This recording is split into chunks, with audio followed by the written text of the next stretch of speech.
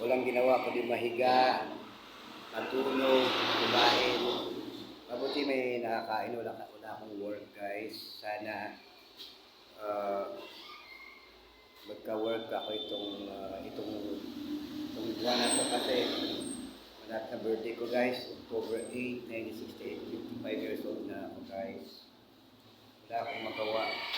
Ang hirap kayo mag-work nang wala kang may edad ka na. Kasi dati guys, nagtuturo ako ng sayaw at nagmamasal sa Luneta bago mag-pandemic. Nung nag-pandemic na, wala na yung dance sa Luneta Ballroom kasi bawal mag-massage doon. Kaya na-stuck ako dito sa bahay. Ayun, wala kaming isang pagkain kasi kulang sa budget dito na parang naging parasite na rin po ako dito. Kaya hindi ko nga alam kung anong work papasukan ko guys. Tulungan nyo naman ako guys. Yung gawin ko guys. Okay lang, lagi lang ako nag-video guys para